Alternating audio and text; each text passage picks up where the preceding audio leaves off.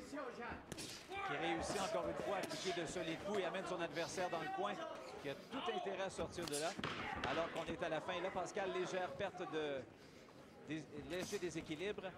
C'est là-dessus que se termine le round. La pause.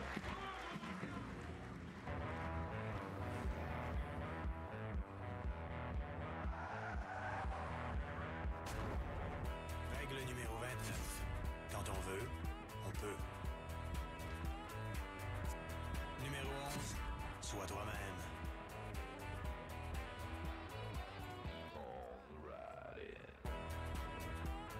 Numéro 60. Qui ne risque rien, n'a rien.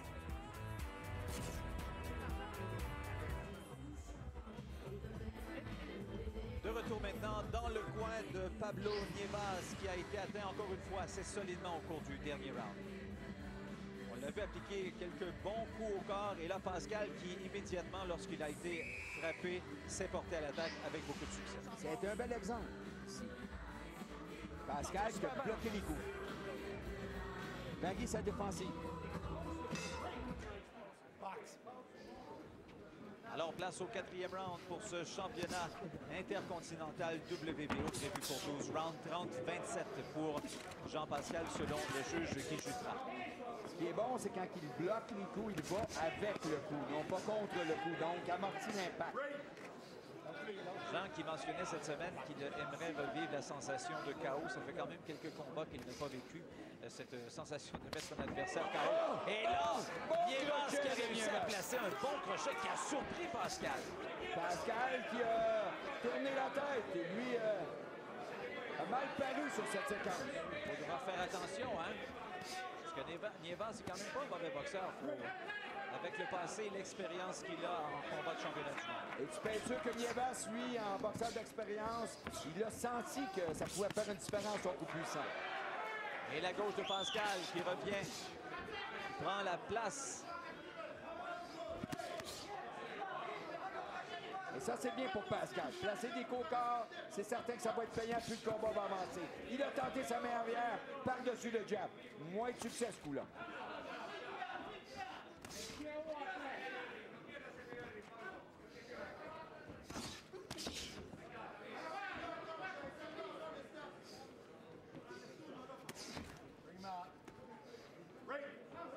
Et Jerry Boland qui sépare les deux boxeurs. On a un round quand même un peu différent de ce qu'on a vu jusqu'à maintenant, Bernard. Oui, ça a été beaucoup plus compétitif, surtout à cause du coup puissant. Oh! Si c'est Pascal. Un petit peu en déséquilibre. Nievas qui s'est compromis alors qu'il était en attaque. Il est devenu ouvert et Pascal a vu l'opportunité. Oh, ça frappe solidement. Dans les câbles maintenant. Et Pascal qui veut absolument faire comprendre à Nievas qu'il n'est pas question, lui, que de changer l'allure du combat. Et Nievas, dans ses 5 défaites, il y en a eu 2 par KO. Alors, c'est une possibilité. C'est quelqu'un qui peut être ébranlé. Et on l'a vu quand, par exemple, engagé, recevoir quelques très bons coups de Pascal qui, encore une fois, décide d'ouvrir la machine. Travaille en combinaison, et ça, c'est payant, là. Contrairement à Nievas qui va avec des coups simples, Pascal est régulièrement en combinaison.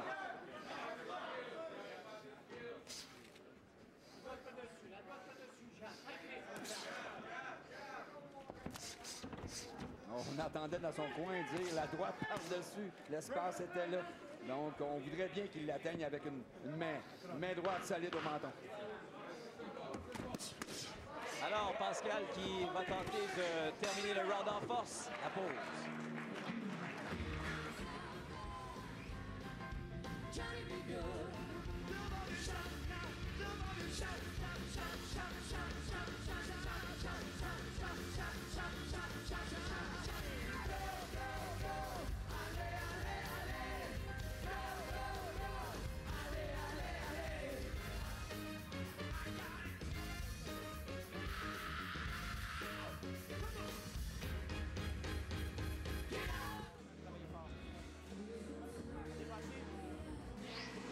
Alors, on était de retour dans le coin de Jean-Pascal. Revoyons les meilleurs moments de ce dernier round et cette gauche crochet surprise de Pablo Nievas. Oui, c'est ça. Et Pascal lui a roulé avec le coup, heureusement. Il est allé avec le coup, mais a perdu son adversaire de vue. Donc, ça nous a tout un peu déstabilisé. Mais heureusement, ses mains étaient hautes et Nievas n'a pas été capable d'enchaîner sur la cible. Et ça m'a fait penser un peu à ce qu'il avait reçu comme coup de la part de Omar Pittman en Floride lorsqu'on l'avait vu grimacer un peu, mais il se demandait plutôt comment il avait été surpris.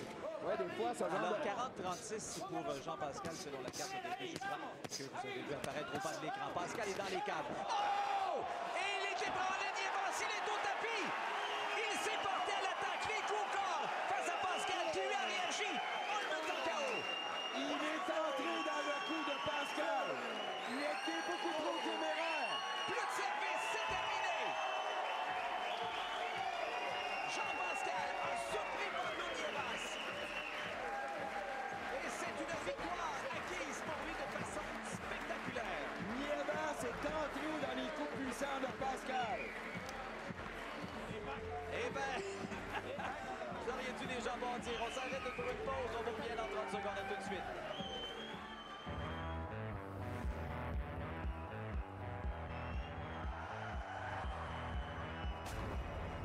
Règle numéro 29. Quand on veut, on peut.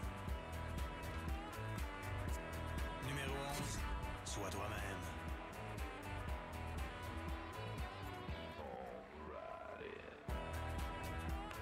Numéro 60. Qui ne risque rien, n'a rien. Eh bien, Jean-Pascal qui est tout souriant et comme tout le monde d'ailleurs de son entourage parce qu'il y a eu toute une fin de combat. Voici comment ça s'est passé. Nievas était en attaque. Donc, il plaçait ses coups, ne se méfiait pas, ses mains revenaient basses. Et Oh! là, le crochet en contre-attaque. Donc, il était ouvert, il était disponible pour la puissance de Et Pascal. regardez le regard, il voulait achever sa victime. Encore une fois, regardez bien le crochet. Il a été frappé par la foudre. Alors, juste sur le bout de la mâchoire, c'est là justement que ça peut faire le plus mal. Et là, il est devenu un spaghetti. Il n'avait aucune chance de récupérer. Il a tenté de rester debout, mais on sentait qu'il n'y avait plus de maîtrise de soi et c'était presque la victoire à ce moment-là de concrétiser pour Jean-Pascal parce que qui peut se relever d'un tel coup? Et là, lui qui regarde lui aussi l'écran pour revoir ça, donc n'en revient pas. Dure défaite pour lui. Dans sa carrière, n'avait jamais été arrêté aussitôt dans un combat. Alors, tout est en place. Voici la décision officielle. Je cède la parole à Christian Gauthier. Le gagnant de ce combat par KO à 42 secondes du 5e round et nouveau champion WBO intercontinental des super moyens. Ladies and gentlemen, the winner of this bout by knockout at 42 seconds of the 5th round and new WBO Intercontinental Super Middleweight Champion, Jean-Pascal. Eh bien, c'est confirmé. 22e victoire chez les professionnels pour Jean-Pascal. Un 15e KO. Quelle fin de combat ici au cabaret du Casino de Montréal. On va s'arrêter pour une pause et au retour, on s'entretient avec le nouveau champion intercontinental du WBO chez les super moyens.